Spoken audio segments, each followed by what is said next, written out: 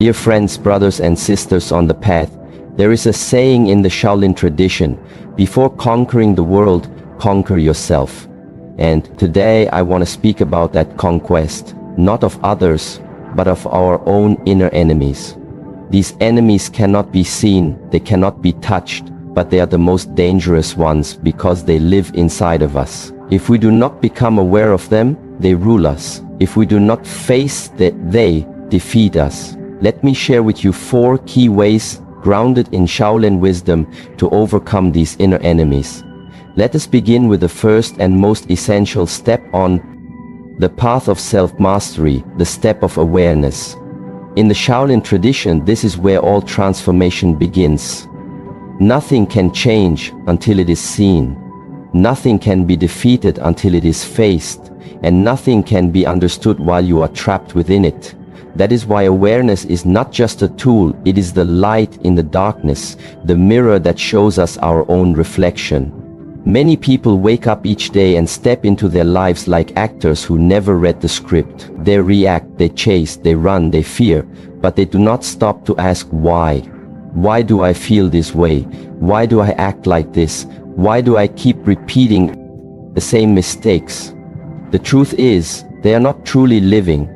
They are simply being pulled by invisible strings of thoughts, emotions, habits, and patterns. This is the prison of unconscious living.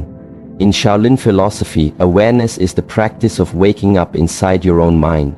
It is the discipline of becoming the observer, not the actor, not the character, but the one who watches.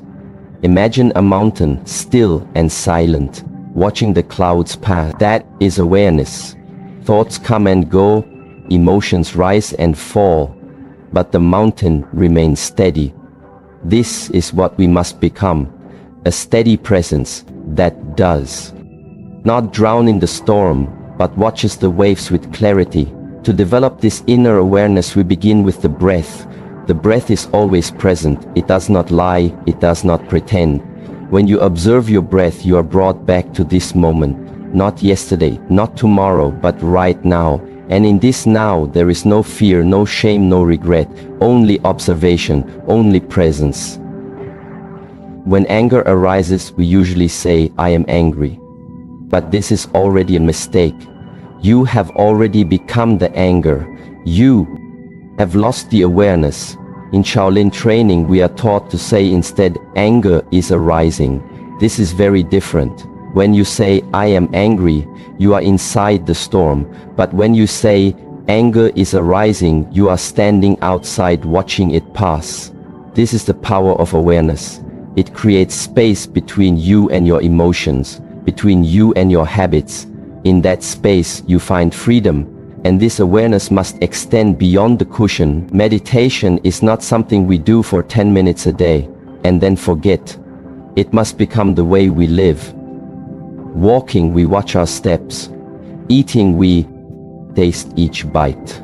Speaking, we listen to our own words. In every moment, we train to remain present to our inner world. And when we do, we begin to notice the subtle enemies that live inside. One of those enemies is distraction. The mind that cannot stay still is a mind that cannot see. Every notification, every noise, every mental story is a weapon of distraction, and when you are distracted, you are vulnerable. Another inner enemy is judgment. The moment we say this is good, this is bad, we stop seeing clearly.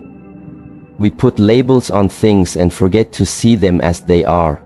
Awareness does not judge. It observes, it understands. In the early stages, awareness feels like effort. You must remind yourself again and again, return to the breath, return to the body, return to this moment. But with time, awareness becomes your natural state. It becomes like water always flowing around the rocks of life without getting stuck. You will still feel anger, but it will not control you. You will still feel fear, but it will not freeze you. You will still face difficulty, but you will not react blindly. This is why we say, awareness is the foundation of all discipline. Before we can train the body, we must see the mind. Before we can choose our actions, we must witness our impulses. Without awareness, all effort is like trying to hold water in your hands. But with awareness, every effort becomes focused, every practice becomes meaningful. And this awareness is also what allows us to begin letting go. You cannot release what you cannot see. If you are not aware of your ego, you will keep feeding it. If you are not aware of your fear, you will keep running from it. Awareness is the doorway to letting go, because it shows us what we are carrying and whether it still serves us. Purpose too becomes clear through awareness. When the mind is noisy and cluttered, you cannot hear the quiet voice of your own purpose. But when the mind is still, like a calm lake, it reflects the truth. Awareness allows us to ask, what am I really here for? What do I truly value? What am I willing to give my life to? And those answers do not come from books or others. They come from silence, from stillness, from looking deeply within. So the first inner enemy we must overcome is not fear or doubt, it is blindness. It is the state of you are moving through life without seeing, without questioning, without presence. Once you open your inner eyes, everything begins to shift. Not because the world changes, but because your way of seeing it changes. And in that shift lies your power, your peace, your potential. Walk forward with awareness, and each step becomes steady. Each moment becomes meaningful. Each breath becomes sacred. The journey begins here and now, with eyes open and heart calm, ready. Once you begin to see clearly through awareness, the next step on the path is discipline.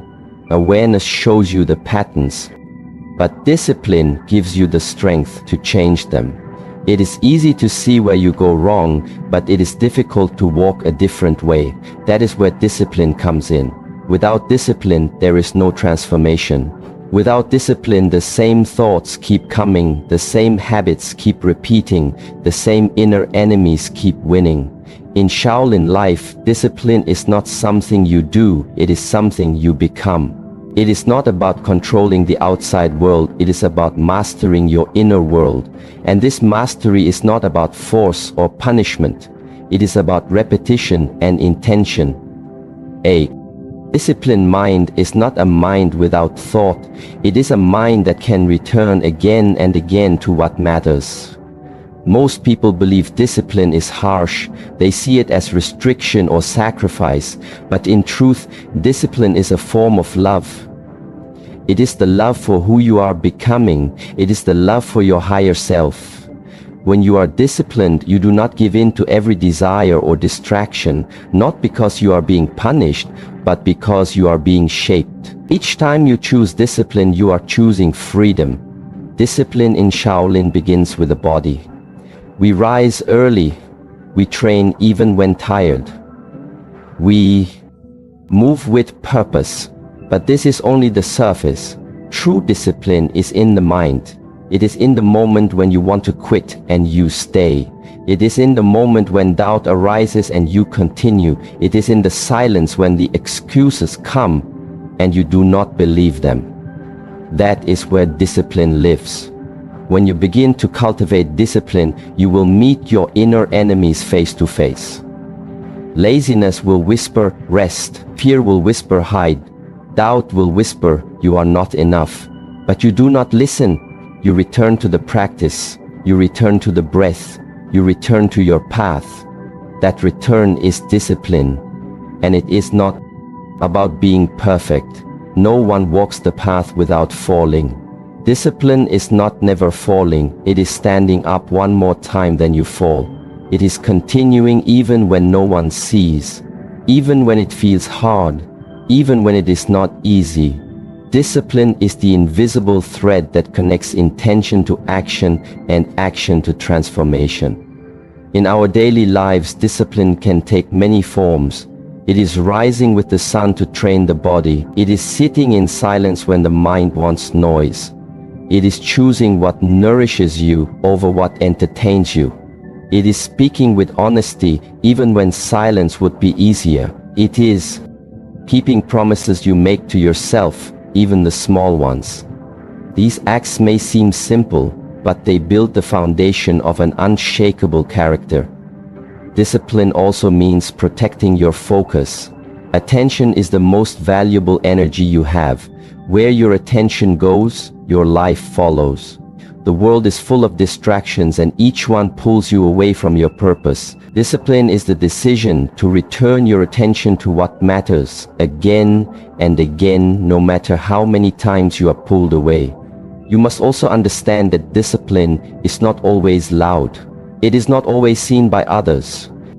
Sometimes it is quiet, like the choice to let go of a thought, or the choice to speak with kindness, or the choice to take one more step when your mind says, stop. These quiet choices shape who you are more than any grand action. With awareness, you begin to see your patterns. With discipline, you break them. You may notice the habit of anger, but it is discipline that pauses before reacting. You may notice the urge to complain, but it is discipline that chooses gratitude. You may notice fear rising, but it is discipline that keeps you moving forward. Awareness gives you vision, discipline gives you motion, and as you continue to train discipline, it becomes easier. The body becomes stronger, the mind becomes steadier, the emotions become clearer. What once felt like effort becomes your nature. What once was difficult becomes your normal. This is how transformation happens, not all at once, but slowly, through small consistent acts repeated with intention. This discipline is also what allows you to let go. You cannot let go of anger if you are not strong enough to resist it. You cannot release your ego if you are not grounded in your values. Letting go requires discipline because it often feels uncomfortable. The familiar patterns feel safe, even if they cause suffering. Discipline is the courage to walk away from what no longer serves you, even when it feels hard.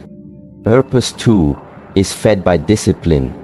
It is not enough to know your purpose, you must live it. Discipline is what bridges knowing and doing. It is what takes your vision and makes it real. Without discipline, purpose remains an idea. With discipline, it becomes a life. The path of overcoming inner enemies is not a path of force or aggression. It is a path of steady effort, of choosing again and again to return to what matters, of rising each day with a clear mind and a strong will, of meeting your own resistance and walking through it.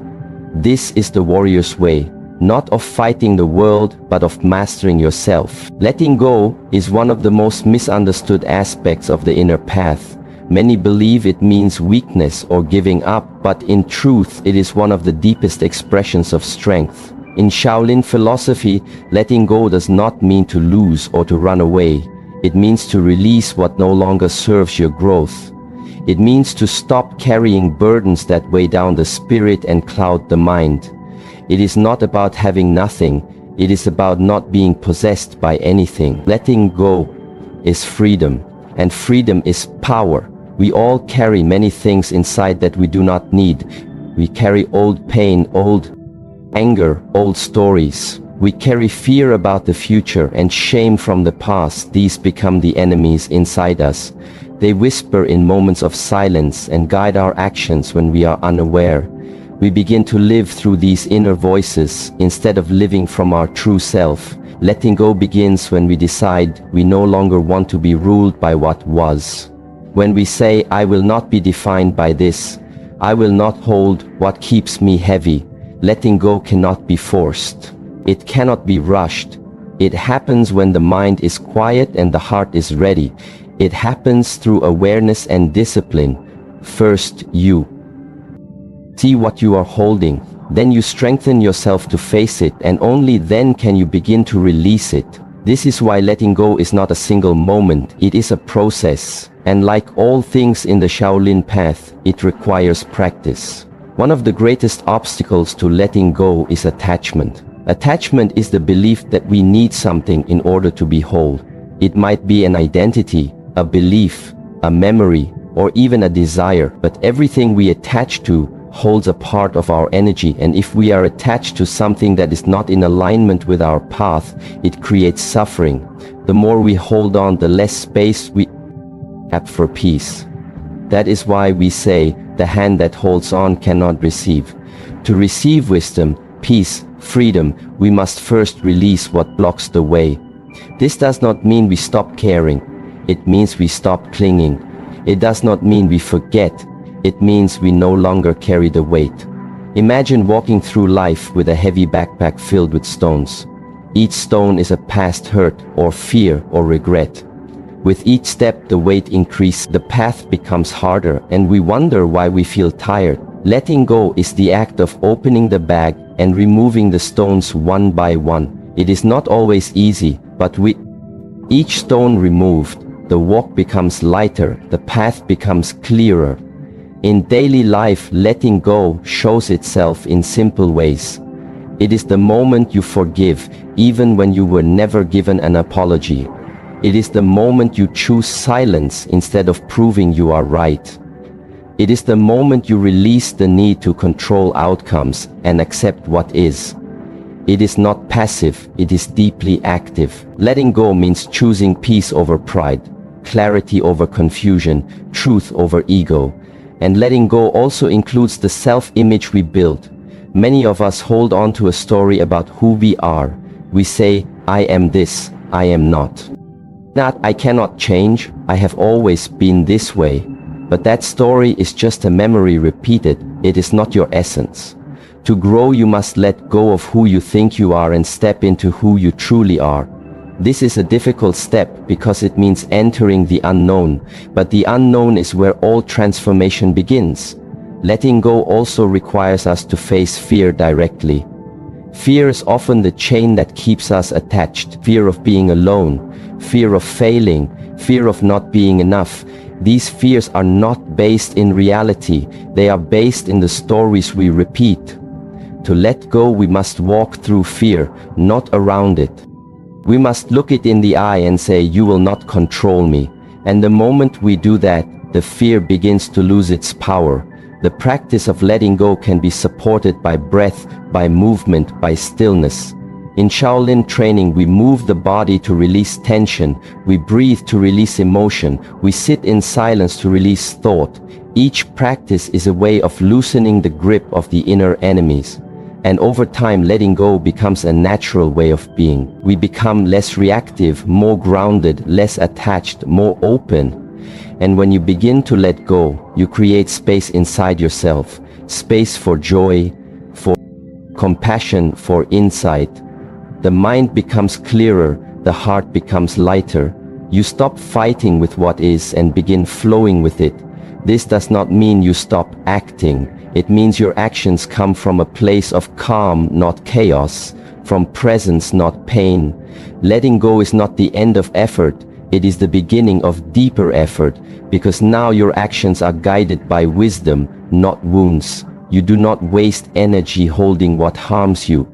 You use your energy to build what heals and strengthens you. This is the way of Shaolin, not to resist life, but to meet it with open hands and an open heart. You may wonder, how will I know if I have truly let go? The answer is simple. When you can think of the person, the moment, the memory, and feel peace, not pain. When you can look at what once hurt you and no longer feel the need to react. When you can release the story and return to the present, fully aware and alive. The path of overcoming inner enemies must include letting go, because holding on is how they survive. The releasing is how they dissolve. When you see clearly, when you act with discipline, and when you let go of what no longer serves you, you begin to walk freedom and grace, no longer pulled by the past or trapped by fear. Purpose is the direction that gives meaning to awareness, discipline, and letting go. Without purpose, all the effort becomes scattered, and all the energy flows without aim. A river without a course spreads wide and shallow, but a river with purpose cuts through stone. The same is true for your life. Purpose gives you focus and clarity. It helps you choose where to place your attention and what to let go. Without it, even the most disciplined person can become lost, and even the most aware mind can drift. In Shaolin philosophy, purpose is not something you borrow from others. It is not something you copy from a book or a quote. It is something you discover by going inward and listening to your deepest self, the self that is not shaped by fear or desire or pressure, but the self that simply is. Purpose is the quiet voice inside that remains when everything else fades, and to hear it you need silence, not noise, stillness, not rush, space, not pressure. Many people ask, what is my purpose, as if it is something that must be found far away, but purpose is not far. It is already inside you. The problem is not its absence, but the presence of too many distractions, too many influences, too many thoughts that cover it. Like a clear pond that has been stirred with a stick, you cannot see your reflection until it settles. So you must create the conditions for your purpose to reveal itself. Through awareness, you calm the mind. Through discipline, you train the body. Through letting go, you create space, and into that space, purpose begins to appear. Purpose is not always something grand. It is not always about changing the world or achieving fame. In Shaolin, we do not seek greatness. We seek sincerity. Purpose can be as simple as living with compassion, or bringing presence into each moment, or helping others through your own inner clarity. What matters is not how big your purpose looks, but how true it feels. You will know it is true because it does not need to be forced. It feels like a deep breath. It feels like coming home. Once you begin to connect with this purpose, it becomes your inner compass. It helps you say yes to what matters and no to what distracts. It helps you remain steady when life becomes difficult. Because when you know why you walk, you do not stop every time a stone appears in your path. When you have purpose, you can endure discomfort and even pain because you are not walking without reason. You are walking with heart. This purpose is also what gives strength to discipline. Discipline without purpose can become rigid or empty, but when discipline is aligned with purpose, it becomes joyful. You rise early not because you must, but because it supports your deeper aim. You train your body and mind not for praise, but because it allows you to serve your purpose with more power. Purpose transforms discipline from duty into devotion.